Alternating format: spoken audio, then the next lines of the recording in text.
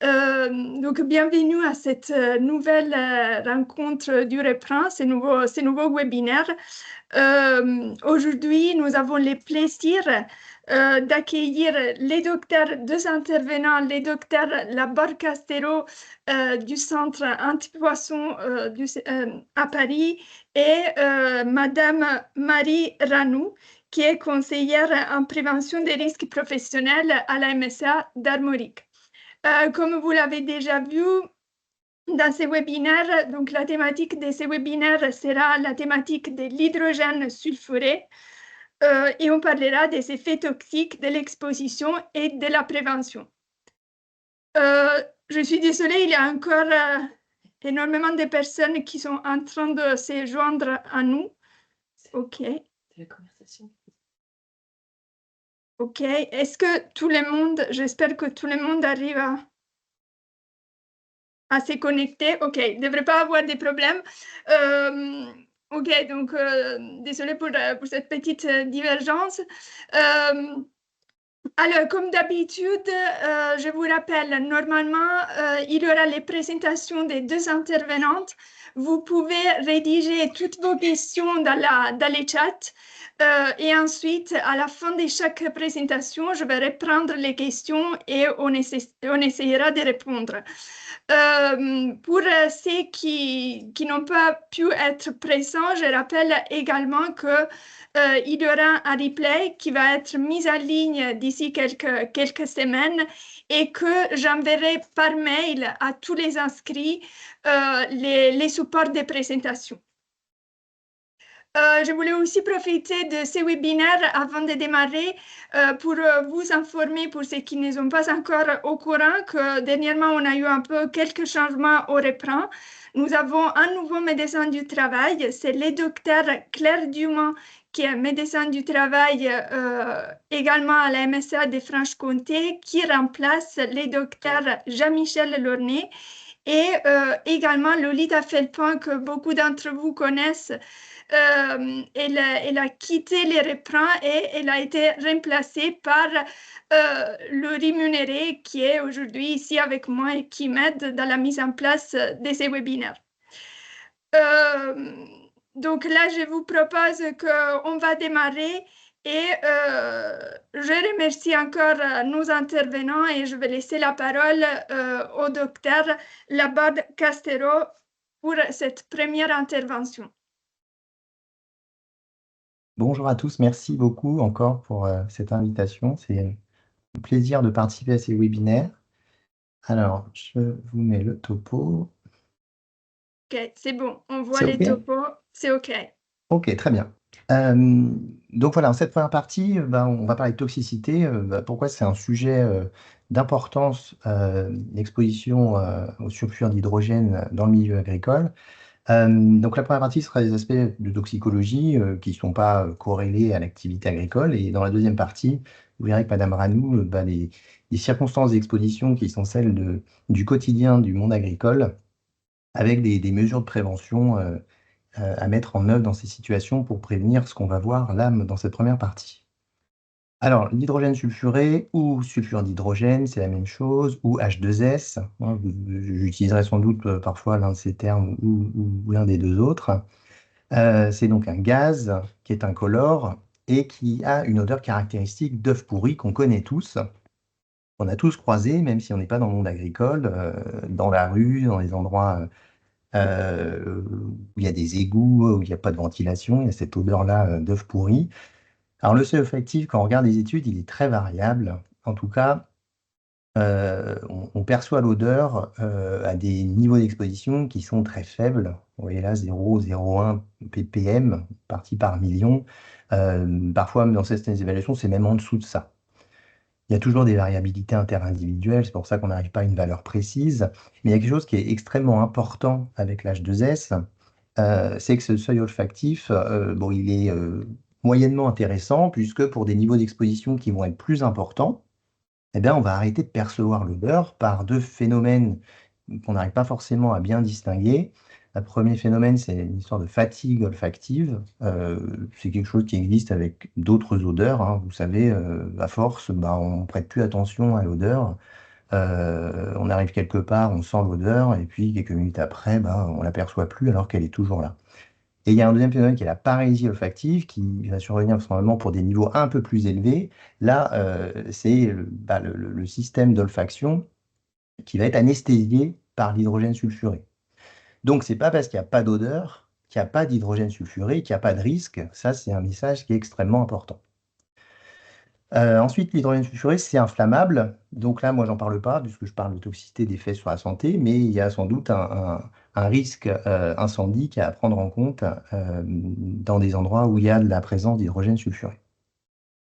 C'est un gaz qui est plus lourd que l'air, et ça peut avoir son importance dans des circonstances d'exposition en milieu confiné, où l'hydrogène sulfuré va avoir tendance à rester en bas plutôt que partir et puis dépolluer l'ambiance.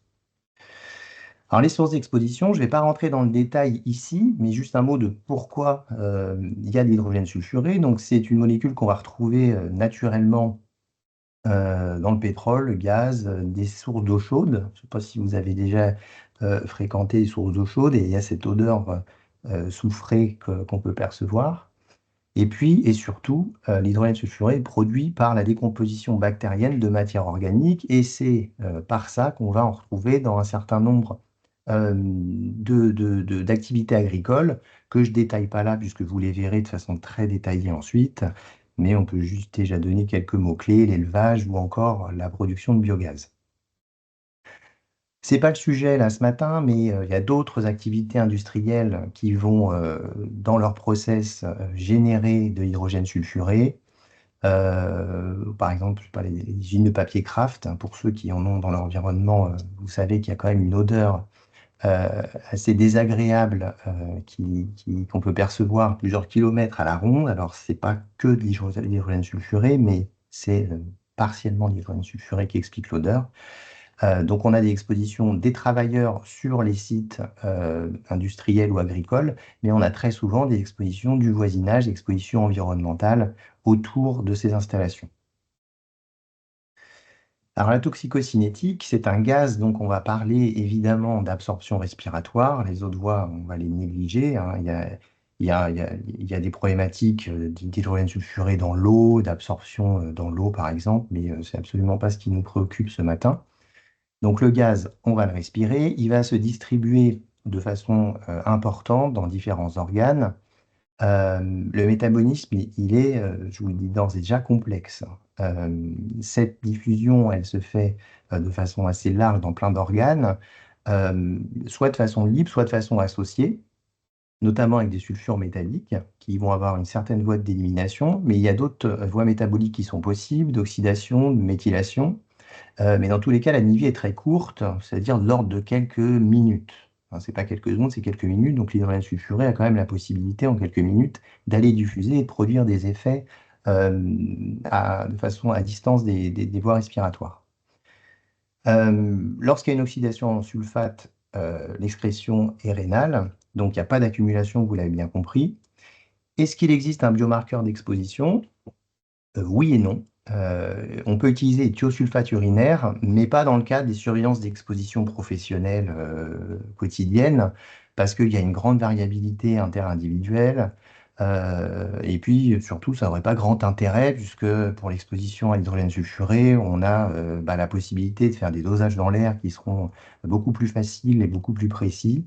Donc ce biomarqueur, il va surtout servir pour documenter une exposition dans les cas graves, alors soit d'un point de vue médico-légal, si vous avez un décès et que vous voulez connaître l'étiologie, le dosage des thiosulfates urinaires va être possible, ou si vous avez un cas grave mais pas mortel en réanimation et qu'on veut savoir est-ce que l'hydrogène sulfuré a pu être la cause du tableau, on va pouvoir utiliser ce marqueur-là. Alors les effets.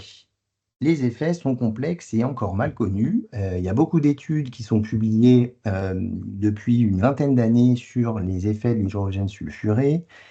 On le produit de façon endogène et c'est un gazotransmetteur, comme on dit. Vous avez à droite les trois principaux gazotransmetteurs. Les principaux, c'est le NO, le CO. L'H2S, c'est celui qu'on commence à étudier et à connaître de mieux en mieux. Et on lui trouve un rôle dans de nombreuses fonctions physiologiques et pathologiques. Là, vous avez quelques exemples, et vous verrez sur un schéma juste après qu'en fait, l'H2S, il intervient dans d'innombrables processus physiologiques. Euh, Par exemple, là, pas pour entrer dans le détail, hein, c'est juste pour vous donner des exemples d'études qu'on peut trouver en ce moment. En haut à gauche, c'est une étude sur le système cardiovasculaire. Donc, on trouve des effets de l'H2S, soit de stimulation, soit d'inhibition, en termes de toxicité, d'apoptose, c'est-à-dire de lyse, de mort cellulaire, d'inflammation, de vasodilatation, au contraire vasoconstriction. On peut avoir les deux effets en fonction des doses, des concentrations. Et puis en bas à droite, c'est eu des résultats d'études qui sont faites sur le système nerveux et en particulier sur la neuroprotection pour apporter l'H2S par des phénomènes, vous voyez, d'induction et d'inhibition, d'inflammation, de stress oxydant, par exemple. Alors, il y a beaucoup d'études là-dessus pour mieux comprendre son rôle, et il y a des études pour en trouver des débouchés en termes thérapeutiques. Est-ce que l'H2S pourrait être utilisé en tant que thérapeutique? On n'en est pas là, mais l'idée derrière, ça serait ça. Alors, pas nécessairement en faisant respirer de l'H2S aux personnes, mais en utilisant des molécules qui sont des donneurs d'H2S et qui pourraient être utilisées dans les tissus. Donc ça, c'est une revue de la littérature qui a synthétisé tout ce qui pouvait être utilisé, tout ce qui pouvait être étudié en ce moment comme effet, en tout cas comme intervention de l'H2S dans les process physiologiques. Et vous voyez que ça touche l'ensemble des appareils. Et sur la droite avec les balances, vous pouvez voir que c'est extrêmement compliqué parce que s'il ne s'agit pas de dire l'H2S intervient, c'est H2S en excès ou H2S en déficit, dans l'un ou dans l'autre, l'effet ne va pas forcément être le même. Alors ça, ça reste du domaine de la recherche, on ne comprend pas encore tout, on étudie d'un point de vue microscopique ce qui peut se passer à un endroit à l'échelle cellulaire, mais qu'est-ce qui se passe en réalité dans l'organisme, c'est aujourd'hui pas encore compris. Mais en tout cas, je pense que c'est intéressant pour nous, si on s'intéresse à l'effet toxique, c'est d'ouvrir la porte à des effets pathologiques, même à faible dose, compte tenu de l'intervention de l'H2S dans tous ces process physiologiques.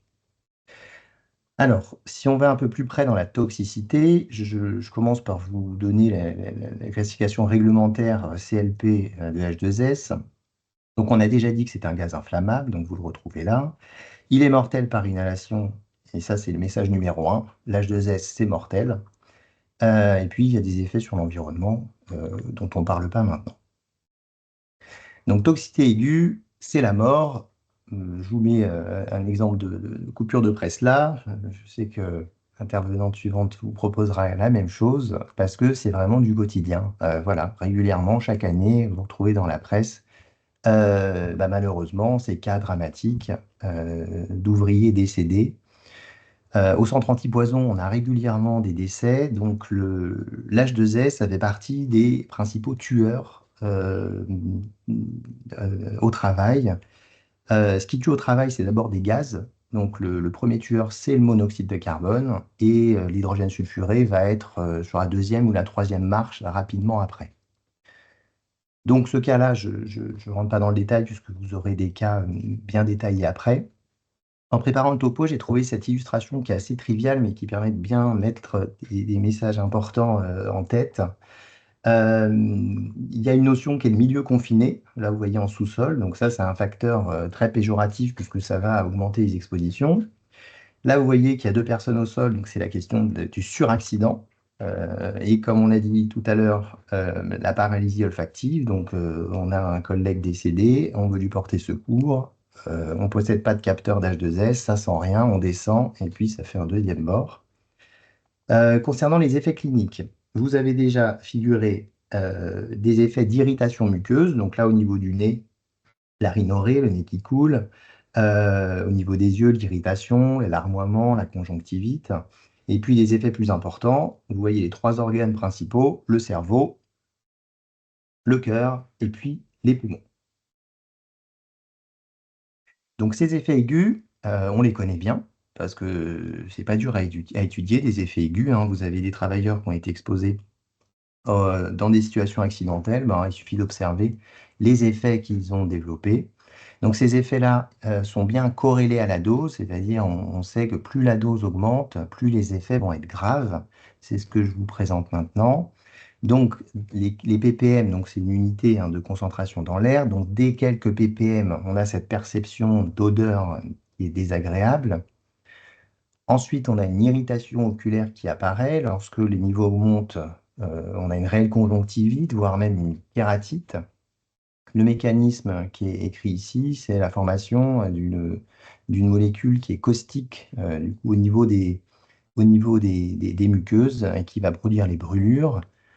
À des niveaux encore supérieurs, il y a cette paralysie olfactive dont on a parlé. Donc vous voyez que lorsqu'on perçoit encore l'hydrogène sulfuré, bah, on est à des effets d'irritation. Donc l'odeur n'est pas forcément très intéressante puisque le travailleur, de toute façon, il sentirait bien que ça pique, que ça irrite, qu'il a mal aux yeux. Et donc il aurait sans doute déjà envie de se retirer de l'ambiance dangereuse. Au-delà, on a des effets qui sont nettement plus importants. On commence à avoir des effets bronchiques avec de la toux, une gêne respiratoire, des effets digestifs, de nausées, vomissements, parfois une petite diarrhée qui est possible, des effets neurologiques, on commence à avoir mal à la tête qui tourne, des vertiges. Ensuite, ces effets-là vont être plus importants lorsque l'exposition augmente, avec une irritation respiratoire encore plus sévère, un œdème pulmonaire. Et ensuite, là, ça devient extrêmement grave. Au-delà de 500 ppm, il y a les effets neurologiques importants, des convulsions, une perte de connaissance, le décès. Et puis, en fait, entre 500 et 1000 ppm, ce qui compte, ça va être la durée d'exposition. Si vous restez à 700 ppm pendant une période prolongée, à la fin, il y aura toujours un décès. Si vous êtes exposé directement à plus de 1000 ppm, au bout de quelques inhalations, ça entraîne le décès de façon quasi immédiate. Donc là, ces niveaux d'exposition, il faut un petit peu les moduler par rapport à la durée d'exposition, qui est aussi un paramètre à prendre en compte pour caractériser l'exposition. Sur cette diapo, ne sont pas figurés l'ensemble des effets, notamment les effets cardiaques ne sont pas là, hein, ça peut donner des troubles rythmiques notamment. Si on figure dessus les valeurs limites d'exposition professionnelle françaises, donc la VLEP sur 8 heures est à 5 ppm et la valeur court terme à 10 ppm. Juste pour info, aux États-Unis, ces valeurs-là sont plus faibles. Elles sont de 1 ppm pour la VLEP 8 heures et 5 ppm la valeur court terme. Alors, les mécanismes de toxicité, le mécanisme que l'on met souvent en avant, qui paraît, en tout cas, jouer un rôle très important concernant les effets létaux, c'est l'inhibition de la cytochrome oxydase C. Donc, soit pour ceux qui ont étudié ça, qui ont un peu oublié, ou pour ceux qui ne connaissent pas, là, on est au niveau de la mitochondrie, donc on est dans la cellule. La mitochondrie, c'est un peu, comme on dit, un peu la centrale énergétique. Et donc, il y a une série de réactions chimiques qui vont aboutir à la création d'énergie que vous voyez à droite, là, en bas, la TP.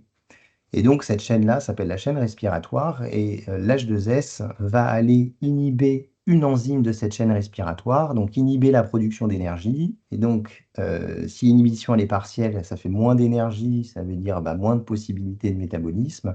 Si cette chaîne est complètement coupée, ça veut dire pas d'énergie du tout, mais ça veut dire la mort cellulaire. C'est un mécanisme qui est le même que les cyanures. Donc c'est ça qui explique, si vous avez une exposition importante, vous allez avoir immédiatement une paralysie respiratoire et un décès. Alors, si on commence à aller un peu sur les effets chroniques, d'abord les séquelles d'une intoxication aiguë. Vous allez avoir les séquelles respiratoires, c'est assez attendu. On parle d'un irritant qui peut donner des maladies respiratoires assez importantes, des œdèmes pulmonaires. Donc assez logiquement, vous pourrez avoir des séquelles qui peuvent être variées en fonction de l'atteinte respiratoire initiale.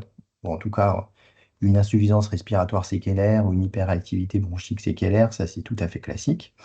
Mais ce qui est plus spécifique de l'H2S, ça va être les séquelles neurologiques.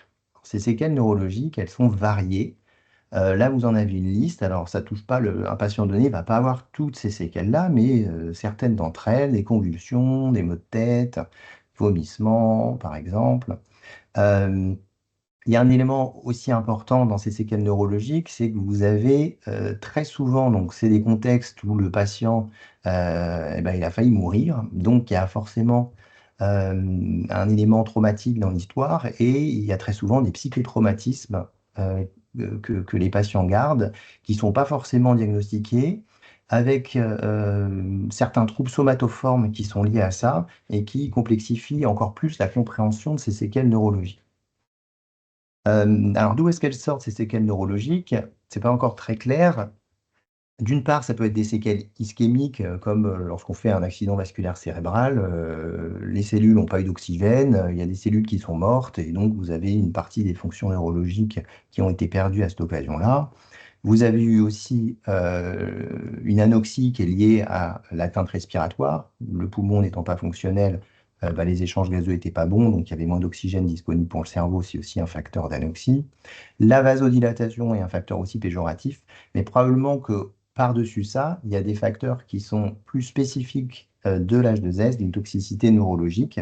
Ça, il y a un certain nombre d'hypothèses qui sont figurées là. Peu importe, on ne va pas rentrer dans les détails. Le message qu'il faut retenir, c'est que l'H2S a vraisemblablement des effets physiopathologiques spécifiques sur le système nerveux qui donnent des séquelles après des intoxications aiguës qu'on ne va pas retrouver. On parlait d'ammoniac la dernière fois, ou si vous avez un irritant respiratoire avec une intoxication aiguë, une détresse respiratoire, un patient qui a une atteinte grave, et ben après, d'un point de vue neurologique, on ne s'attend pas à ce qu'il en garde des séquelles. Pour l'H2S, par contre, les séquelles sont très fréquentes. Donc voilà, c'est une première façon de passer de l'aigu au chronique, la question des séquelles des intoxications aiguës. Si maintenant on parle d'effets chroniques, donc d'exposition chronique, on va être sur des expositions à des niveaux plus faibles que ce qu'on vient de voir avant, donc à niveau soit vraiment bas, c'est-à-dire inférieur à 1 ppm, ou même des effets qui seraient liés à des expositions chroniques à de l'ordre de quelques dizaines de ppm. Vous avez vu à des niveaux où ça sent, puis même à un certain moment on ne sent plus l'odeur d'œuf pourri, on a une petite irritation au quotidien, mais bon, généralement, c'est des situations qui malheureusement n'inquiètent pas, et puis on fait avec. Donc, qu'est-ce que ça peut donner comme effet sur la santé? Et ben là, malheureusement, j'ai envie de dire, on ne le sait pas. On ne le sait pas parce que c'est très difficile à étudier. L'exposition est difficile à monitorer, parce que dans l'évaluation de l'exposition, il y a une exposition moyenne, et puis il y a peut-être un rôle des pics. Donc, comment est-ce qu'on enregistrerait des pics d'exposition? Pour estimer l'exposition d'un travailleur, c'est pas évident. Une autre difficulté, c'est que l'exposition à l'hydrogène sulfuré est rarement une exposition unique. On est rarement dans des mono-expositions. Vous avez euh, très souvent d'autres expositions à des gaz qui peuvent avoir leurs effets propres. Donc les études dont on dispose, elles sont de qualité assez moyenne. Les effectifs sont pas très importants, les expositions sont pas très bien évaluées, et ce qui fait qu'on a du mal à se faire un avis bien déterminé sur d'éventuels effets chroniques.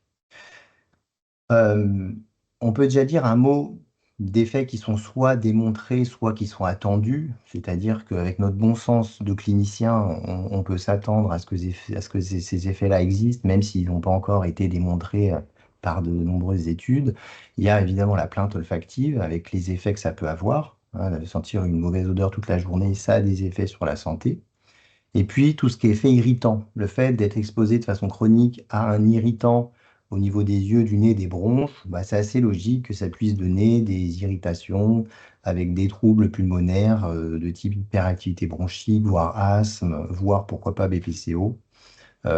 Donc tout ça, bon, c'est pas très spécifique.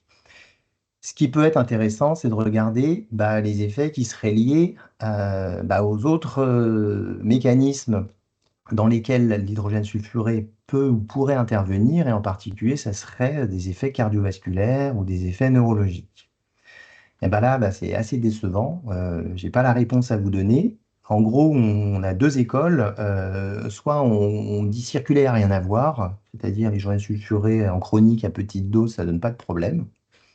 Bon, c'est pas ma façon de voir les choses. Soit on considère que les études aujourd'hui, elles permettent pas de répondre à la question, et ça c'est une réalité. Les études ne sont pas très nombreuses, elles ne sont pas très bien faites, donc il y a parfois des études qui sont positives, d'autres qui sont négatives. En tout cas, c'est impossible à ce stade d'en faire une synthèse et de répondre à la question.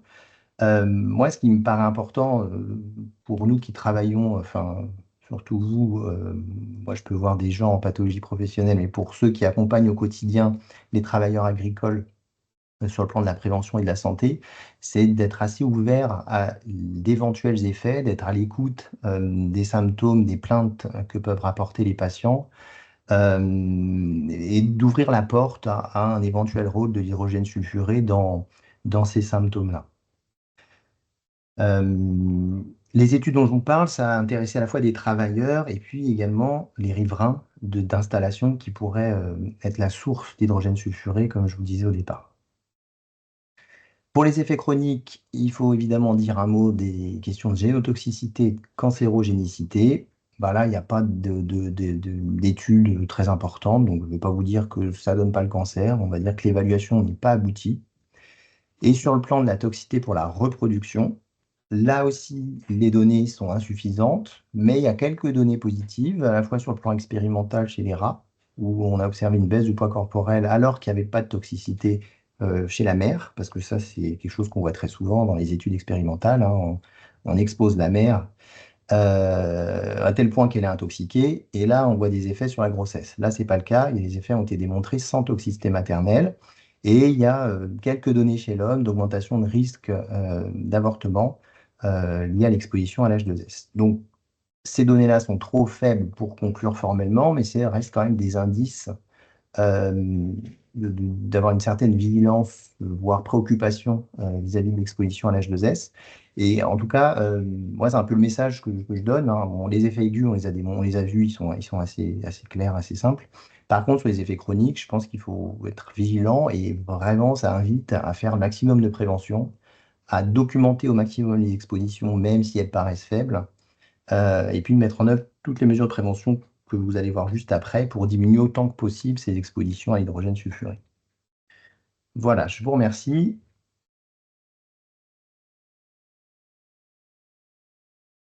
Eh ben, merci beaucoup pour cette présentation, Hervé, elle était très claire. Alors, je vous propose, donc, si vous avez des questions, n'hésitez pas à me les mettre dans les chats. Peut-être vous n'avez pas des questions tout de suite. Les questions, ils vont venir plus tard. Là, je ne vois pas, c'est vrai que je ne vois pas pour le moment trop de questions. Donc, ce que je vous propose, là, je vois des questions qui commencent à arriver. Alors, je ne veux pas vous proposer qu'on continue. Peut-être on va quand même déjà regarder un peu quelques questions et ensuite on continuera avec la deuxième présentation et on va reprendre les questions après. Alors, là, j'ai une question. Retrouvait-on aussi cette exposition à l'H2S dans la contamination massive du milieu intérieur par les moisissures? Comment les mesurer? Je pense que ces questions-là, elle sera plus à poser après le deuxième topo, hein. Ok. Fumier et lycée, même combat. Peut-être même c'est là, il y aura quelques Ouais, réponses Oui, dans les deuxièmes topos. Alors moi, ce tout à que je fait. propose, voilà, je propose qu'on continue avec les deuxièmes topos. Là, l'idée de ces webinaires, c'était vraiment d'avoir cette première introduction qui était plus médicale, clinique, et ensuite aller plus dans la pratique, dans la prévention. Et à la fin, on va revenir sur les questions. Bah, alors, Marie, je vous laisse la parole. Vous allez nous partager merci, les diapos. tout à Merci à fait. vous. Donc moi, je suis Marie Ranou, je suis conseillère en prévention des risques professionnels à la MSA d'Armorique depuis bientôt 10 ans. Armorique, c'est-à-dire Finistère et Côte d'Armor, donc en Bretagne, et donc je suis basée dans le Finistère. Alors, du coup, voilà. Donc, j'ai cherché un petit peu à voir quelles étaient les expositions les plus fréquentes dans le milieu agricole à l'hydrogène sulfuré. Mais comme il a été dit précédemment, elles sont rarement, ces expositions, isolées. On se retrouve souvent par rapport à une exposition multigaz, dont l'hydrogène sulfuré.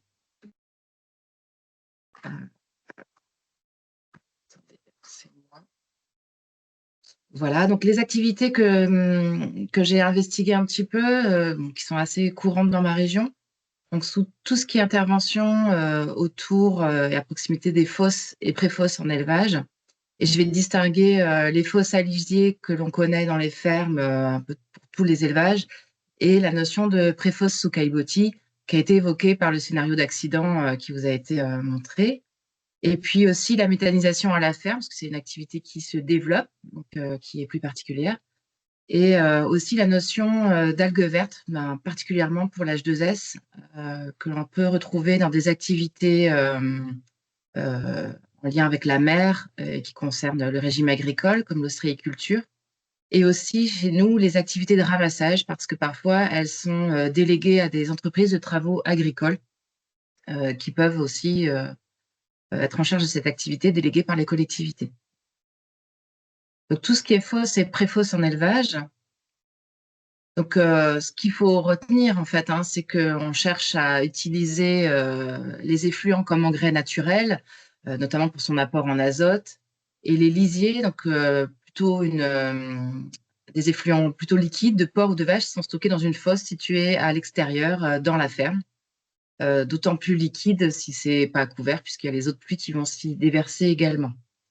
Dans les élevages sur caillebotis, donc très courant chez nous en Bretagne, en élevage de porc par exemple, mais on voit se développer cette configuration avec les vaches laitières, notamment avec l'arrivée des robots, puisque cela suppose parfois une mise en bâtiment, une réorganisation du travail, et où on reproduit, enfin moi j'ai vu se reproduire des situations d'exposition que je connaissais en porc, en vaches laitières, avec ce réaménagement. Donc souvent, en fait, dans ces configurations, le lisier est d'abord recueilli dans ce qu'on appelle les pré-fosses, qui sont directement situées sous les animaux. En tout cas, le point commun de ces volumes, c'est qu'ils ne sont pas régulièrement brassés. Et c'est là, en fait, toute la problématique, on va le voir. Les gaz issus de la décomposition, de la digestion de cette matière organique sont donc souvent lourds, vous l'avez vu, donc le CO2 aussi, et l'H2S, et ils restent donc dans des poches de gaz qui restent emprisonnés au cœur de ces volumes ou sous une croûte de surface.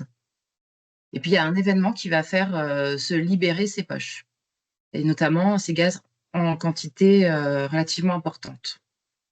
Donc, l'hydrogène sulfuré est rarement seul, puisque plusieurs gaz sont présents dans un ordre différent selon le type de fermentation, de décomposition qui a pu avoir lieu. Mais on va retrouver le méthane, le dioxyde de carbone, l'azote, l'hydrogène sulfuré, l'ammoniac, comme vous l'avez vu dans le précédent webinaire, et parfois aussi un peu de monoxyde de carbone. Donc, on va assez souvent combiner des risques d'intoxication, mais aussi des risques d'asphyxie, puisque ce sont des libérations de poches assez importantes, et parfois des risques d'explosion, puisque dès qu'on est un petit peu en volume confiné, ce sont des matières inflammables qui sont enfermées dans un volume.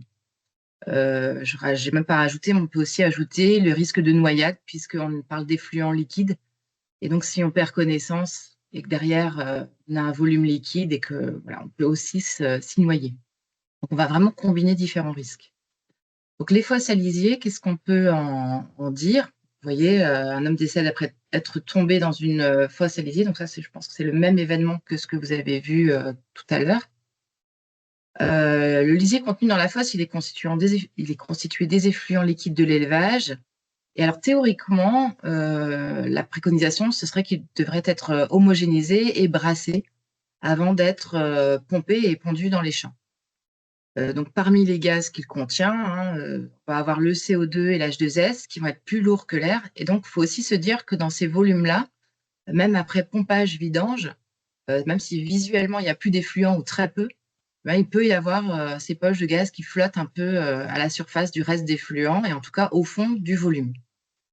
Donc après, on a cette problématique où les gens se fient beaucoup à leur odorat pour évaluer le risque. Or, le CO2 ne sent rien et on l'a vu, l'hydrogène sulfuré peut bloquer l'odorat. Donc en fait, l'intervenant ne va pas sentir le danger lors de ses interventions. Il va s'exposer au risque d'intoxication et ou d'asphyxie. Donc en fait, ce qui se passe, c'est qu'on a des situations accidentelles, souvent quand la fosse elle a été longtemps au repos. Donc elle a été longtemps au repos, on a eu en fait, cette dégradation anaérobie dans le volume, et puis par un événement accidentel, il y a un objet qui tombe dedans, il y a un animal qui tombe dedans, voire même des personnes, et on veut aller secourir ou récupérer. Et donc, à ce moment-là, on va s'exposer parce qu'on va brasser ce volume. Et là, les poches de gaz vont se libérer avec des pics qu'on ne va pas maîtriser, avec une composition qu'on ne va pas maîtriser. Et là, l'intoxication est quasi inévitable. Et puis derrière, intoxication, asphyxie ou intoxication mortelle et ou noyade. Donc, en tout cas, quelles sont les situations à risque en lien avec le travail, au-delà de ces expositions accidentelles? Il y a toutes les opérations de pompage ou de malaxage. En fait, le classique, c'est j'ai pas le temps. Voilà, on sait que nos agriculteurs ont souvent plus de 70 heures de travail hebdomadaire, et donc aller malaxer régulièrement ce volume, etc., c'est loin d'être la norme. Donc souvent, on va aller malaxer ou pomper un petit peu en urgence parce qu'il fait beau, il va falloir aller épandre le lisier. Et donc, je vais malaxer un peu en urgence toute la journée avant d'aller épandre l'après-midi, dès le matin. Donc, il y a cet effet de stress dans l'organisation et puis de malaxer d'un coup un volume qui n'a pas été malaxé depuis longtemps. Là, on va libérer des quantités très importantes de gaz. Et donc, en fait, tout ce qui va un petit peu enrayer les opérations, les difficultés à ouvrir la porte d'accès, les manœuvres du tracteur à l'approche, parce que selon comment est conçue la fosse, on peut carrément reculer et se retrouver dans la fosse. Toutes les pannes des équipements de travail qui font que j'ai tout installé, je suis à proximité de la fosse, et là, je vais aller regarder ma pompe, mon arbre à cardan, ma tonne. Donc, on a l'intervenant qui peut être posté trop près au moment où les gaz se libèrent parce que j'ai plongé, j'ai commencé à malaxer. Et puis après, il y a des conceptions aussi, des vieilles conceptions de bâtiments qui peuvent exposer à distance. Et là, c'est beaucoup plus sournois.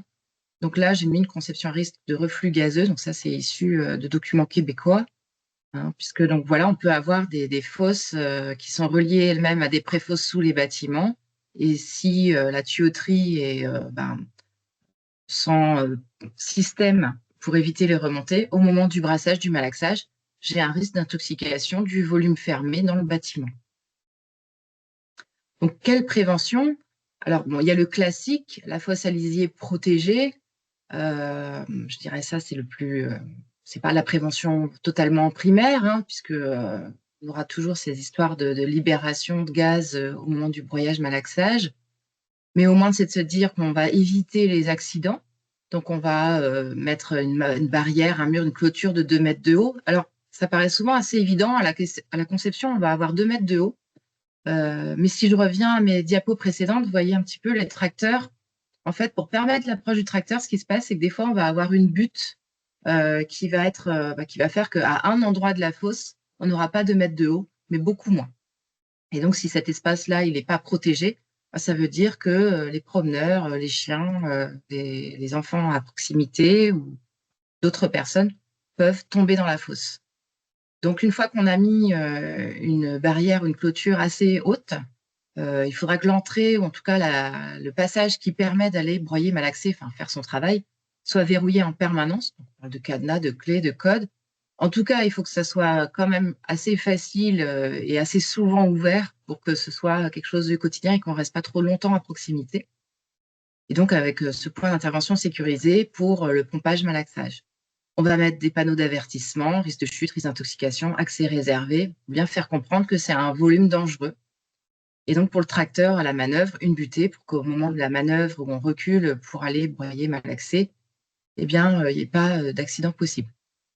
Donc, dès la conception, on peut aussi choisir de couvrir sa fosse. Voilà, on crée un volume fermé. Donc, en termes de travail, ça va poser d'autres questions qu'on va voir sur les autres situations de travail. On peut aussi se dire, quitte à couvrir, je vais optimiser un petit peu. Donc, la méthanisation passive sans installer toute une installation de méthanisation est possible. Il y a des publications de la Chambre d'agriculture de Bretagne là-dessus. Et puis, ce que je trouve intéressant aussi, c'est qu'on peut se dire que le travail de malaxage, de broyage régulier, peut aussi être programmable. On peut avoir des installations électriques où il n'y a pas besoin de mettre un tracteur à l'approche pour broyer et malaxer régulièrement sa fosse.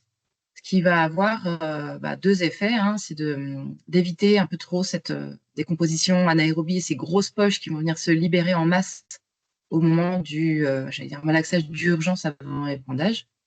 Et on aura une fosse un petit peu plus comment dire, performante en fait aussi, parce que là, ça tombe bien, hein, ça permet aussi une meilleure performance. On va aussi jouer sur l'organisation du travail. Donc, soit effectivement, on programme, on rend avec une énergie électrique la chose programmable, soit on va se mettre une certaine astreinte, c'est-à-dire d'éviter le broyage, malaxage à la dernière minute.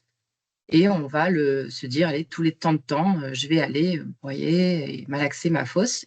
Cela programme.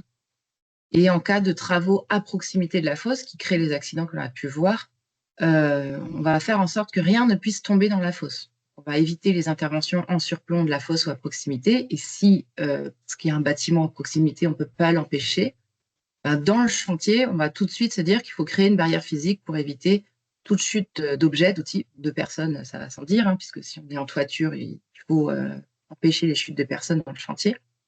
Mais déjà, on va essayer d'anticiper toute exposition accidentelle. Bon, la question, c'est bon, et s'il faut intervenir quand même? Parce que ça peut quand même, mettons, arriver. La problématique que l'on a, c'est que souvent, si on intervient, là, on entre dans toute une autre chaîne de connaissances et de formation. Et donc, l'idée, c'est de se dire, je ne connais pas, c'est complexe, je compose le 18, les pompiers sont formés et équipés, et ils sont en charge de récupérer les biens et les personnes. Ils ont un appareil de respiratoire isolant, ils ont un entraînement, ils savent le porter, ils savent quels sont les risques aussi, et donc on fait appel à eux. Pour récupérer du matériel, mettons de façon programmée, hein, ça m'est arrivé dans mon passé industriel ou méthanisation, l'hélice du digesteur était tombée au fond. Eh bien, il existe des équipes spécialisées à qui on peut faire appel, qui sont des scaphandriers en milieu difficile. Ils ont l'habitude, pareil, ils sont formés, ils ont l'équipement dédié et ils savent intervenir en milieu difficile. Bon, évidemment, un plan de prévention sera nécessaire, mais ils savent récupérer des choses au fond des ports. Enfin, ils savent faire tout ça. Mettons que dans mon évaluation de risque, je me dise quand même, j'ai une fosse, donc le risque existe, je veux pouvoir intervenir si c'est une personne. Donc, on retiendra qu'en tout cas, on intervient uniquement si une vie humaine est en jeu. Et pour ne pas faire de suraccident, uniquement si je suis formé et équipé. Donc, l'idée, c'est de ne jamais intervenir seul, parce qu'avec cette histoire de suraccident, hein, du deuxième au fond, qui est malheureusement courant, toujours avoir un binôme à distance tout simplement pour pas qu'il soit exposé au gaz, mais en contact visuel avec téléphone au minimum. Je n'interviens pas sans avoir appelé au préalable les secours. Je ne vais pas intervenir tout seul, je ne suis pas pompier. C'est vraiment du premier secours. Il faut une protection respiratoire avec adduction d'air neuf, donc un appareil respiratoire isolant. Donc là, vous le voyez sur la photo, hein, ce sont des pompiers. Le problème de ça, c'est qu'il faut savoir l'utiliser parce qu'il y a l'usage d'une bouteille. Et en fait, ce qui peut se passer, même avec un appareil respiratoire isolant, c'est que je vais trop loin parce qu'en fait, j'ai consommé trop d'air et j'ai plus assez pour revenir. Parce qu'en fait, on apprend quand on se forme au port de l'appareil respiratoire isolant, on apprend à quel moment et quelle sécurité je dois garder pour pouvoir revenir. Et revenir possiblement avec une victime à traîner, ça veut dire que je vais consommer encore plus d'air avec cet effort. Donc, c'est vraiment très complexe comme secours. Porter secours avec un appareil respiratoire isolant, très concrètement, ça s'apprend. Un détecteur multigaz pour comprendre un petit peu où j'évolue, dans quel milieu, parce que on va vite se retrouver dans un milieu très hostile, avec aussi le risque d'asphyxie, aussi le risque d'explosion. Et donc, pour comprendre un petit peu ce qui se passe et où je suis en train d'évoluer. Et avec un système treuil, potence, système anti-chute, parce que traîner une victime, ça demande un effort très intense. Et donc, pouvoir, et soi et la victime, remonter tout le monde très vite. Donc, c'est quand même relativement complexe. Les préfosses sous caillebotis, donc je vous ai mis une photo sur un marchand de photos où là, on voit que les caillebotis sont particulièrement usés. Comme je vous le disais, ça se développe aussi en bovin. Toujours est-il, comment ça marche? Quelles sont les situations à risque? En fait, ce qui va se passer, c'est qu'il va y avoir des préfosses directement sous le bâtiment d'élevage en vue de récupérer les effluents. C'est très, très courant en port puisque, en fait, c'est par le piétinement que les effluents vont passer à travers les caillebotis et vont être cumulés dans une préfosse située sous les animaux. Donc, on aura le même phénomène potentiellement en bovin, selon la conception, avec un racleur au-dessus ou pas, mais on fait tomber les effluents directement sous les animaux. L'idéal, et le plus souvent, c'est quand celle-ci, elle est vidée régulièrement pour communiquer et amener les effluents vers la fosse à lisier située en dehors des bâtiments. Donc, le souci que l'on a, très courant en Bretagne, j'ai même eu un appel des pompiers des Côtes d'Armor pour ça, parce que justement, ils sont quand même appelés, et des fois, ils en ont un peu marre d'intervenir, parce que c'est relativement courant. C'est que la structure des caillebotis elle-même, c'est du béton armé. Et comme ces gaz, ils sont aussi corrosifs, ils vont venir rogner en fait les structures des caillebotis par le dessous, des caillebotis et des poutres. Et en fait, au bout d'un moment, le risque, c'est que ça s'effondre sous le poids des animaux. Et donc là, c'est le drame pour l'agriculteur, hein. C'est tout son travail qu'il voit, ce sont des animaux. Enfin voilà, il tient ces animaux pour différentes raisons, hein, et son travail et le fait que ce soit du vivant. Et donc le réflexe, c'est de vouloir aller les chercher. Donc ils ont le réflexe d'appeler les pompiers, mais rarement, en fait, ils y vont à chaque fois. Et c'est le souci, c'est que ça veut dire qu'ils interviennent en milieu confiné, dans un effluent qui a potentiellement pas été brassé, qui va libérer ces poches de gaz. Ils interviennent en urgence, non équipés, la plupart du temps inconscients de ces risques très particuliers, parce que chaque gaz a son risque. Et donc, des poches de gaz sont libérées au fur et à mesure que les animaux, les hommes, brassent accidentellement le volume durant l'intervention. Puis on se dit, les animaux sont vivants, donc je peux y aller. Sauf qu'il peut y avoir des pics et des poches tout à fait isolées qui vont se libérer. Et donc, on peut très bien avoir l'humain qui fait un malaise et l'animal qui n'en fait pas, parce que c'est pas également réparti, en fait. Là, je vous ai mis un article où la presse est venue voir en direct le sauvetage des porcs, 12 porcs qui chutent dans une fosse à lisier. Donc là, ce que je remarque, c'est qu'au-delà de devoir casser un mur pour aller chercher les animaux, c'est que personne n'est équipé. Donc, tout le monde s'expose. Donc, quelle prévention par rapport à ça? La première chose à se dire, c'est faire en sorte que dès la conception, en fait, mon bâtiment ne garde pas ses effluents longtemps de façon non brassée sous les animaux. Donc, il y a eu de nombreuses publications là-dessus, en port par Solène Lagadec, qui était présente d'ailleurs dans le webinaire Ammoniac. Donc, elle a fait de nombreuses publications avec la Chambre d'agriculture de Bretagne.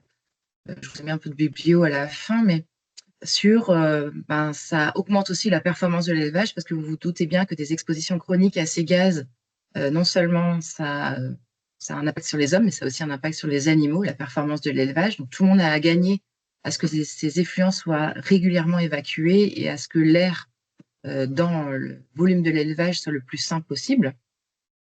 Donc, on va faire en sorte qu'il y ait le moins de dégagements gazeux qui viennent user prématurément ces structures d'élevage. On va aussi pouvoir anticiper cela quand même et choisir des matériaux imputrescibles sur les nouveaux bâtiments. On va prendre des structures plastiques sur les animaux relativement légers, donc post-sevrage, quand ils viennent d'être sevrés.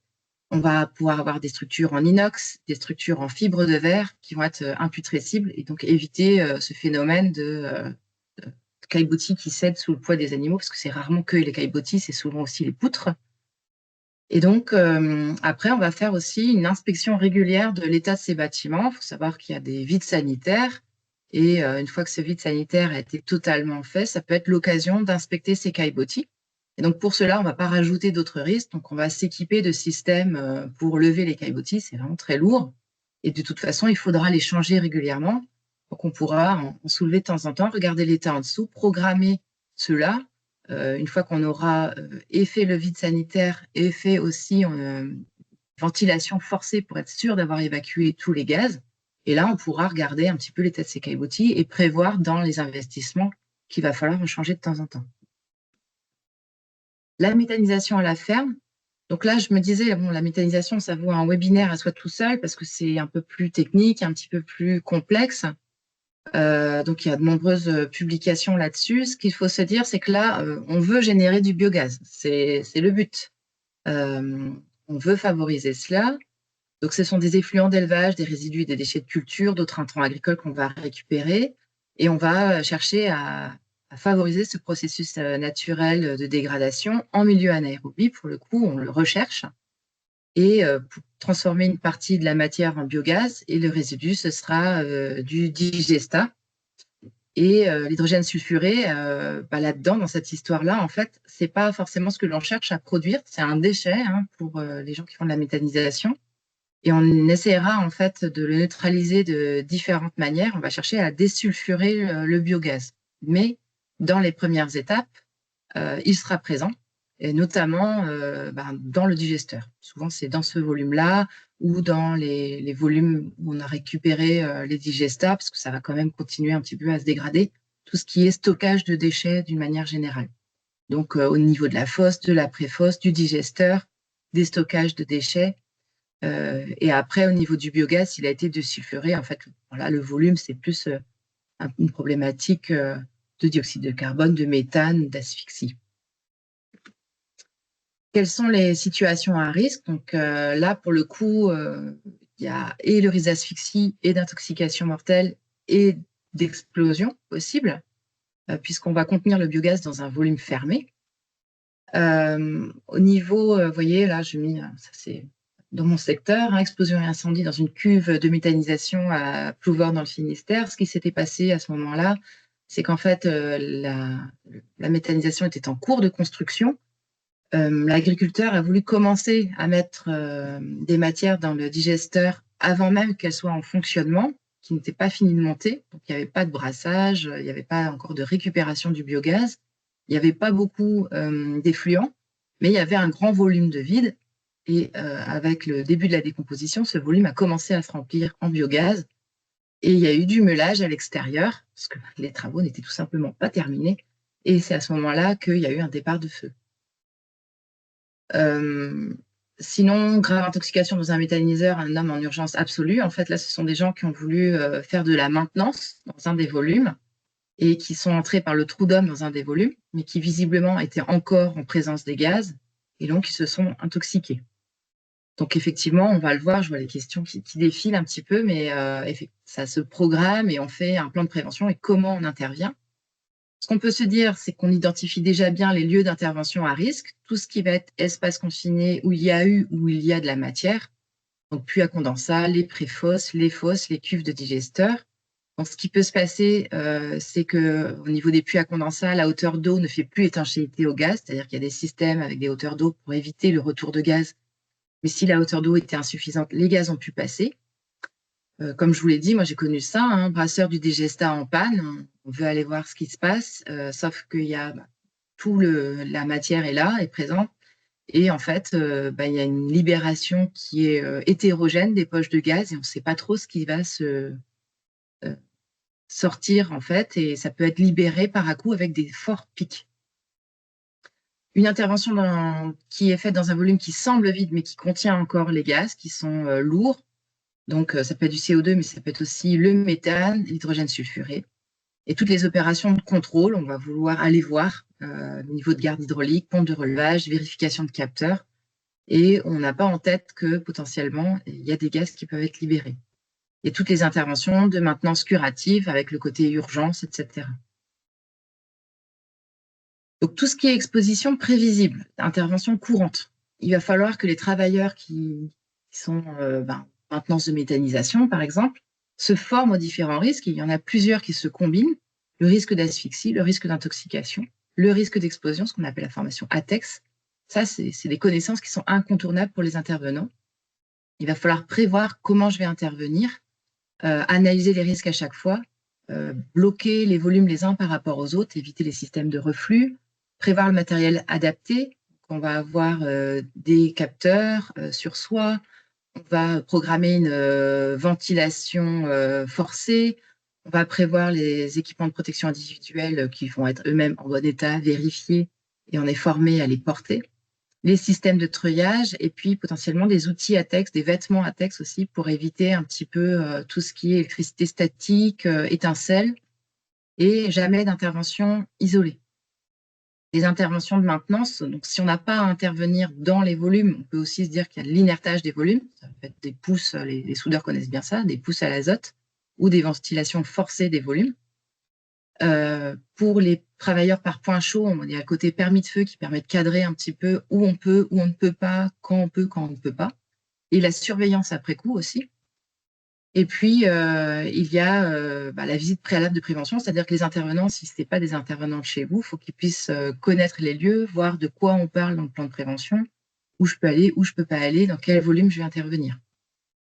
À la conception, en fait, pareil que pour la fosse, on va déjà se dire qu'on va sécuriser et surveiller le site pour qu'il n'y ait pas d'intervenants imprévus, de promeneurs, etc. sur les lieux. On va prévoir et sécuriser les futurs points d'intervention par la conception, les accès en hauteur. On va essayer de faciliter les systèmes de treuil, tout ce qui va permettre de faciliter les évacuations, les accès. Et puis dans la conception des puits à condensat, des tuyauteries, des trappes et des trous d'hommes, que ce soit par leur largeur, par les systèmes anti-reflux, par les hauteurs d'eau, faire en sorte qu'il y ait le moins possible de surprises. Je voulais aussi donc vous parler des algues vertes. Donc généralement, c'est vrai que c'est assez présent en Bretagne, mais je vois que ça s'étend aussi aux Charentes, en Normandie. Qu'est-ce qui se passe au niveau des algues vertes? Parce que là, pour le coup, le gaz hydrogène sulfuré est particulièrement présent. En fait, les marées vertes, ça correspond à un échouage massif des ulves, des algues du genre Ulva, et leur prolifération est liée à un déséquilibre du milieu, c'est-à-dire qu'il y a des eaux peu profondes sur le littoral et il y a une forte disponibilité de substances nutritives avec un petit peu de chaleur, et là, elles vont se développer de façon très importante. Et en fait, il va y avoir des échouages très épais. Et donc, très épais, ça veut dire qu'on va encore avoir ce phénomène anaérobie, elles vont se décomposer et fermenter, et là, on va avoir vraiment du CO2 et de la H2S, d'autres gaz, méthane, ammoniac, aussi des endotoxines. Et donc, pareil, même chose, c'est au repos, et on vient marcher dessus, remuer, et là, on va libérer les poches de gaz présentes dans la masse en décomposition. Donc, ce phénomène est possible en ostréiculture, notamment, pour le régime agricole, avoir ça en tête.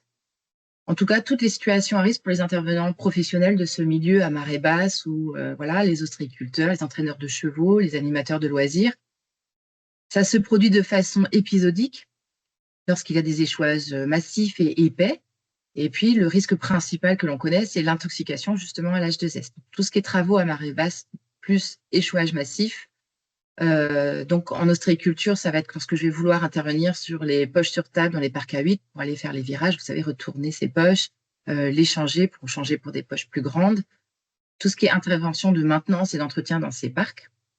Donc, les contextes accidentogènes, lorsque l'épaisseur d'échouage favorise la décomposition anaérobie, lorsque les vents ne permettent pas une ventilation suffisante, où les gaz vont stagner, tout ce qui est marche, accès dans les algues ou dans la vase, où c'est encore plus complexe, qui vient brasser et libérer ses poches. Et puis, avec le sur-risque du travailleur isolé, ou si j'ai aussi un malaise lié à l'intoxication, le risque de noyade, puisqu'il y a un reste d'eau. Donc, quelle prévention? Pour les ostréiculteurs, ils sont déjà habitués à s'organiser en fonction des marées. Donc, tout ce qui est professionnel, bord de mer, l'idée, c'est d'avoir le réflexe aussi de se renseigner sur les risques d'échouage en mairie ou en préfecture, ou en tout cas de se dire que si échouage massif, on va reporter la tâche, si elle est possible. Sensibiliser au risque. En fait, là, je vous ai mis un panneau de sensibilisation pour la population générale. Même chose, les travailleurs vont devoir être sensibilisés au risque de se dire que s'il y a un échouage massif d'algues, ça signifie risque, alors je n'y vais pas. Pour les interventions indispensables, on va se retrouver avec un peu les mêmes protocoles que vous avez pu voir. Pas de travail isolé, port de détecteur de gaz avec des niveaux d'alerte suffisamment tôt. Là, comme on est, j'allais dire, pas dans un volume fermé, on peut penser au demi-masque, mais avec quand même cette histoire de niveau d'alerte et d'avoir en tête que des poches peuvent être libérées à des volumes qu'on ne va pas forcément maîtriser. Avoir des formations adaptées, même pour les algues vertes, il y a des formations spécifiques.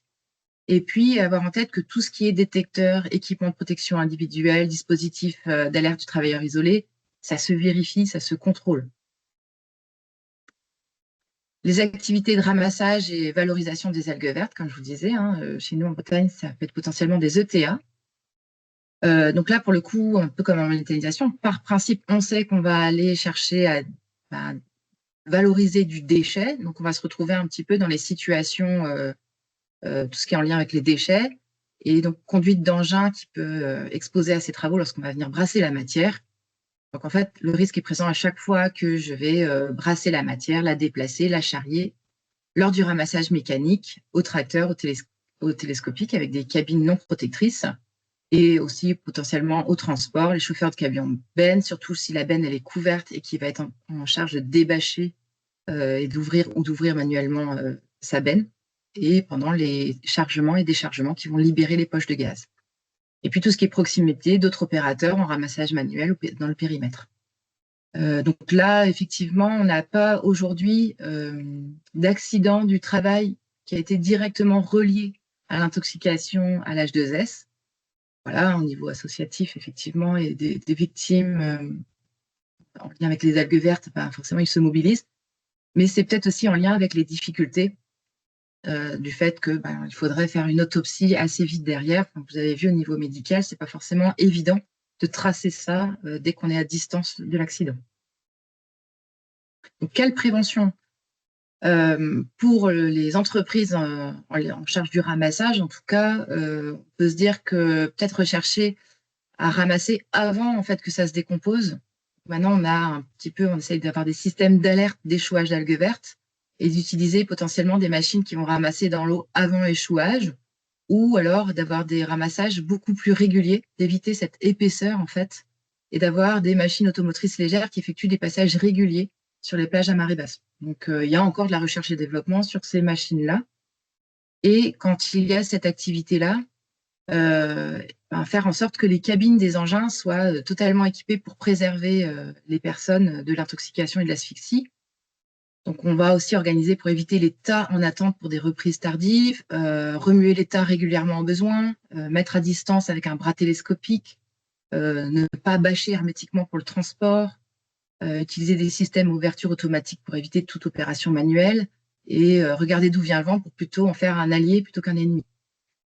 Et puis après, raisonner en cabine pressurisée à air épuré et donc avoir un dispositif dans l'idéal dès le départ à la commande de l'engin, parce qu'on sait que c'est ces travaux-là qui vont être effectués, ou installés après coup sur l'engin, mais pour que ce soit efficace, je vous ai mis, l'INRS a déjà travaillé sur ces sujets parce que ce n'est pas les seules activités exposées.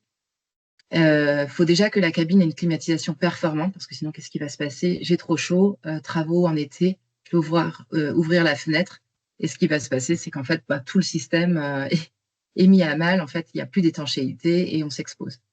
Une filtration haute efficacité et puis une cabine capable de maintenir une surpression. Donc, il faut déjà que pour installer le système, la cabine soit dans une configuration suffisante. Les équipements pour intervenir, donc même si j'ai une cabine, etc., on va partir du principe qu'il peut y avoir des dysfonctionnements. Donc, pas de travail isolé pour le ramassage. Le port d'un détecteur de gaz avec des niveaux d'alerte suffisants en haut des parties du corps, pas recouvert avec les vêtements. Donc, faire attention à tout ça. Au minimum un demi-masque dans la cabine pour pouvoir, en fait, dès qu'il y a une alerte au niveau du détecteur, évacuer. Une formation adaptée pour savoir utiliser l'équipement, que ce soit le demi-masque, l'alerte, comprendre qu'à tel seuil, il est temps d'évacuer. Donc, une formation adaptée et toujours pareil, quand on utilise des systèmes comme ça qui font que votre vie en dépend, il faut vérifier, contrôler, calibrer les détecteurs aussi, pour pas qu'ils vous donnent des fausses informations. Le balisage du chantier, alors j'ai retrouvé ça dans le guide Algues vertes de la DREDS Bretagne, distance minimale de 30 mètres. Alors je ne sais pas si c'est empirique ou c'est suite aux mesures de Airbrace qu'ils ont pu le faire. Mais en tous les cas, bien séparer le chantier mécanique qui va brasser des gros volumes, libérer des grosses poches du chantier manuel. Installer une base de vie, parce que là on est en bord de plage, pour permettre la mise au repos, centraliser les moyens d'alerte et de secours. Et aussi s'être rapproché des secours pour dire qu'il y a ce genre de chantier qui va être fait. Et puis, une formation adaptée pour donner l'alerte, pour tout de suite faire le lien avec le risque H2S s'il y a un malaise ou des signes de malaise. Je vous ai mis quelques liens pour aller plus loin. Donc, je vois effectivement dans la conversation, il n'y a pas que ces expositions-là, il y en a d'autres en milieu agricole, en lien avec les céréales, mais on retiendra toujours la notion de décomposition d'un volume de matière non brassée, anaérobie, avec un risque de libération au moment des travaux. Merci pour votre attention. Hop, je peux arrêter le partage et je vous écoute. Merci Marie, merci beaucoup pour cette présentation. C'était très intéressant, très détaillé sur la partie prévention. Donc pour les participants, n'hésitez pas à poser des questions. Là, on a le temps pour pouvoir revoir quelques questions. J'ai vu qu'il y a eu plusieurs réactions pendant la présentation. Je vais quand même reprendre quelques questions ensemble. Alors, Je reviens tout au départ. Euh, Retrouvait-on aussi cette exposition à l'H2S dans la contamination massive du milieu intérieur par les moisissures? Est-ce que, Marie, vous seriez...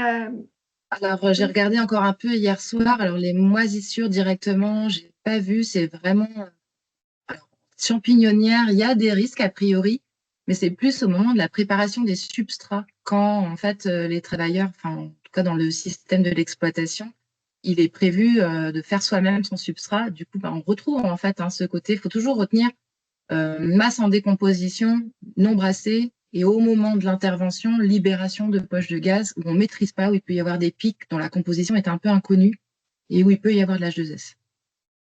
Ouais, donc la production, on l'a bien dit, hein, elle est faite par des bactéries. Donc là, dans les circonstances de moisissure telles qu'évoquées, je pense que c'est pas le sujet. Ok, merci. Sophie, elle nous demande fumier, lycée, même combat. Bah, peut-être ça a été déjà... Euh, les fumiers, alors j'ai pas vu trop d'accidents en lien avec les fumiers, mais je pense que c'est en lien avec, en fait, dans la phase liquide, vous êtes sûr en fait qu'il y a beaucoup moins d'air. C'est vraiment en lien avec cette décomposition anaérobie. Euh, Après, j'imagine que oui, il y a un fumier bien couvert, bâché, qu'on va venir débâcher et remuer. Effectivement, on va partir du principe qu'il y a un risque. Et Solène, elle nous demande peut-être cette réponse a eu déjà partiellement cette question a eu déjà partiellement des réponses. L'effet de l'H2S sur la santé des porcs est-elle la même que pour les hommes? C'est un peu compliqué. Je n'ai Oui, pas les alors, réponses. non, moi, on a souvent des questions, on nous pose souvent, nous, médecins, des questions sur les animaux. Je tiens à Ah, dire que nous ne sommes absolument pas vétérinaires, donc je ne pourrais pas en parler en détail. Après, ce qui est certain, c'est que ça a des effets qui sont au moins proches, si ce n'est pas les mêmes, puisque ça tue de la même manière les animaux, ça donne des effets neurologiques et sur les poumons de la même manière, mais je ne saurais pas parler des différences entre l'homme et l'animal. Je comprends la question dans le sens où je sais que pour le monoxyde de carbone, tous les animaux n'ont pas le même seuil et que justement, parfois, sur le monoxyde de carbone, il y a des animaux qui résistent plus longtemps que nous et ça trompe le travailleur qui vient intervenir auprès de ces animaux. Là, j'ai pas vu de publication qui pourrait nous dire que tel animal survit mieux que l'homme et que du coup, il y a ce côté sournois. Mais retenez qu'en de toute façon, il y a un côté sournois puisque là, c'est pas du tout de la libération homogène en fait. À 2 mètres de distance, l'animal, comme je disais, peut aller très bien alors qu'il est en train de brasser tout ce qu'on veut du lisier. Et vous, vous arrivez à côté et ben, manque de chance, au moment où vous brassez le lisier parce que vous vous déplacez, il y a un pic suffisant pour vous intoxiquer en fait. j'ai encore des questions. Combien de temps est-il recommandé de faire la ventilation forcée en moyenne? Sachant évidemment que ça dépend de la taille de la fosse, mais dans l'idée. Et bah, je l'ai pas, je sais que j'avais cru voir passer une demi-heure, mais enfin, c'est vraiment le détecteur de gaz en fait qui va nous dire à quel moment on va pouvoir y aller. En fait, le mieux c'est de mesurer si c'est bon. Après, faut vraiment un brassage forcé. Plus le volume est grand, plus il faudra faire longtemps. Ça c'est indéniable. Et puis il faudra prévoir aussi des ventilateurs suffisamment puissants en fait. Mais c'est pas 5 minutes, oui. Site de méthanisation, quelle prévention, organisation du travail, balisage des zones à risque? En fait, par principe, tous les volumes fermés sont déjà balisés, alors j'espère, notamment à risque ATEX déjà, risque d'explosion, au-delà de l'asphyxie et l'intoxication aussi, par rapport aux interventions sur les volumes, sur l'extérieur des volumes. Donc ça, il y a une obligation en fait de les signaler et de faire une étude ATEX sur sa structure. Donc ça se fait très bien. Et après, on vous dit zone 0, 1, 2, c'est-à-dire le risque est permanent, ou il est transitoire, ou il est fort, ou il est faible. Donc déjà, l'évaluation du risque ATEX, pour moi, c'est déjà un bon support pour les travailleurs pour se dire que si c'est une zone à texte, c'est aussi une zone à risque d'asphyxie ou d'intoxication, en fait. Et comme cette évaluation, elle est obligatoire, elle doit être faite. Et une fois qu'on a fait l'évaluation, ça doit être affiché à texte zone 0, 1 ou 2. Donc, déjà, les volumes fermés doivent être affichés, etc. Tous les volumes fermés. Et puis après, au-delà de ça, ce qui y arrive souvent autour du stockage de biogaz ou autour du digesteur, ça va être des zones grillagées où seuls les travailleurs autorisés vont pouvoir rentrer. Autorisés, sous-entendu, parce qu'ils ont été formés et qu'ils connaissent le risque. Et où ils vont laisser aussi tout ce qui est à risque d'explosion. C'est-à-dire qu'on ne va pas prendre n'importe quel téléphone, on ne va pas prendre n'importe quels outils, n'importe quelle tenue pour aller dans ces zones-là. Ok. On a une question sur les CPI. Est-ce qu'avec une mise à disposition d'un détecteur H2S ainsi qu'un masque intégral filtre AB, désolé, je l'ai perdu, ABBEK sont suffisantes pour des opérateurs risquant d'être exposés à l'H2S ou d'autres équipements de protection doivent être mis en place? Alors, vous avez remarqué que je n'ai pas forcément mis tout à fait la même chose selon que le volume est fermé ou selon que j'interviens sur une plage pour les algues vertes. Le seul moment où j'ai mis qu'il y avait un filtre, j'allais dire, intégral passif, c'est parce que c'était sur une plage en plein air. En fait, à partir du moment où il y a un volume fermé ou même un volume ouvert comme une fosse à lisier qui va être plus basse que le niveau du sol et qui va former un creux, il y a un risque de rétention des gaz. Et là, en fait, on va pas mettre juste détecteur et puis filtration passive. On veut vraiment une adduction d'air neuf, c'est-à-dire appareil respiratoire isolant ou comme les scaphandriers avec apport d'air neuf continu. Donc non, la plupart du temps, c'est pas suffisant. Et comment la fiabilité des détecteurs H2S est-elle assurée? C'est ce que je disais, hein, ça doit être envoyé à un organisme de contrôle et en fait, ils ont des gaz étalons pour pouvoir les tester. Ok. Là, pour le moment, je pense qu'on a un peu fait les tours. On avait pris un peu plus de temps justement pour laisser le temps de pouvoir répondre aux questions parce que souvent, on n'a pas suffisamment de temps. Non, il y a quelqu'un d'autre qui arrive. La démarche est-elle similaire avec NH3? Avec ammoniac, j'ai pas trop regardé. Enfin, la plupart du temps, c'est toujours pareil. À partir du moment où un gaz vient prendre la place de l'air, on va regarder. Alors après, en termes de poids, est-ce qu'il est plus volatile ou plus soluble et il reste moins lourd? Mais c'est justement la démarche, c'est toujours d'évaluer le risque et de se méfier en tout cas de la simple filtration passive. Okay. Et je vois une question sur le seuil, les seuils d'alerte des détecteurs, en gros d'avoir deux seuils, un premier, un deuxième. Est-ce qu'il ne faut pas se dire il y en a un et puis on s'en va? En tant que préventeur, je comprends, on a envie de penser comme ça, nous.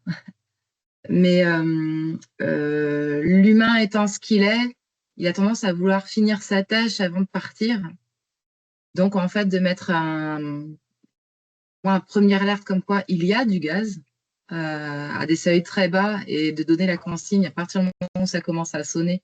Dans un quart d'heure, t'es plus là. Bon, ça laisse le temps de finir sa tâche parce que sinon, le risque, c'est l'alerte, c'est un peu Pierre et le loup. Si ça sonne tout le temps et que le travailleur éprouve que avec ce seuil-là, il ressent rien et puis qu'il peut continuer, il risque de continuer. Alors, je sais bien qu'on veut tout maîtriser, mais disons que ça permet de prendre en compte le facteur humain, cette histoire de deux seuils. Parce que le deuxième, il va le rencontrer beaucoup moins souvent et il va être plus. Ça évite de banaliser l'information, on va dire. Ok. Merci Marie. J'espère d'avoir fait les tours. J'espère de ne pas avoir oublié encore des questions. Est-ce que vous voulez rajouter quelque chose pour conclure ou Marie? Sinon, je vous propose qu'on va conclure. Donc, comme je vous ai dit tout au départ, il y aura un replay dans quelques semaines et vous aurez aussi les supports de présentation qu'on va vous envoyer par mail.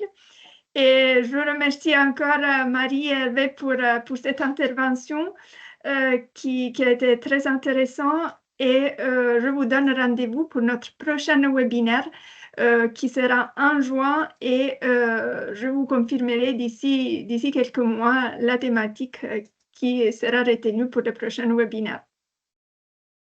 Bonne journée à tous et à bientôt. Merci à tous, Merci au revoir. vous. Au revoir. Merci, au revoir.